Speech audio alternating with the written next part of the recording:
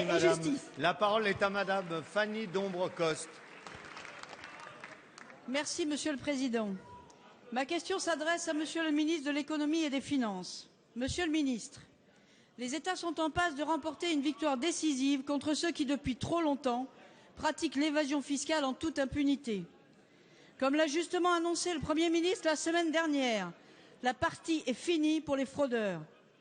La réunion du G8, qui s'est tenue en début de semaine, a permis de confirmer et de renforcer la détermination des États industrialisés à éradiquer ce fléau qui coûte si cher aux finances publiques et par voie de conséquence à l'intérêt général. Monsieur le ministre, l'honneur de la France est d'être à la pointe du combat contre la fraude fiscale. François Hollande a été l'infatigable avocat de l'échange automatique d'informations entre États et institutions bancaires. La décision du G8 qui acte cette avancée majeure est aussi un succès pour la France. Sur tous les bancs de cette Assemblée, nous devons nous en féliciter. Demain, il faudra aller encore plus loin, notamment pour lutter contre la fraude des multinationales qui modulent leurs données comptables en fonction des pratiques fiscales des pays dans lesquels elles opèrent. La France agit au niveau international comme elle agit à l'intérieur de ses frontières. C'est tout le sens du projet de loi de lutte contre la fraude fiscale et la grande délinquance économique porté par mon collègue Yann Gallut, qui est en discussion actuellement au sein de notre Assemblée. La lutte contre la délinquance en col blanc est un impératif de justice.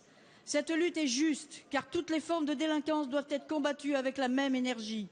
Cette lutte est juste, car elle va aussi permettre de mieux répartir l'effort de redressement des comptes publics.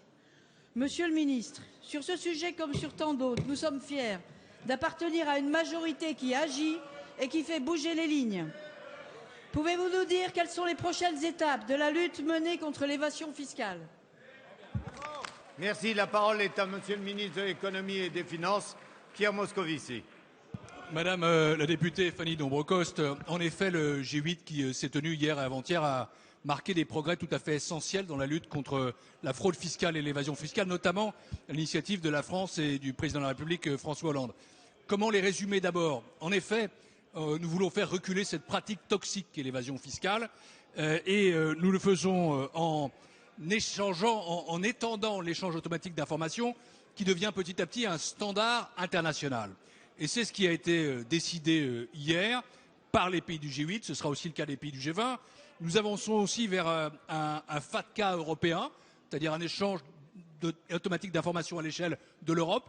Dès lors qu'un pays aura contractualisé avec les États-Unis, alors il contractualisera automatiquement avec ses voisins. De la même façon, il y a eu des avancées très fortes en matière de transparence.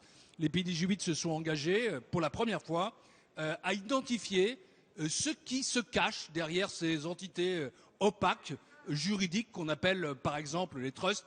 La transparence, voilà aussi un progrès fondamental. Enfin, nous avons mis la lutte contre la fraude fiscale au cœur de nos préoccupations. Bernard Cazeneuve annonçait ce matin que sur 2013 et 2014, notre lutte implacable permettrait d'obtenir 2,5 milliards d'euros supplémentaires.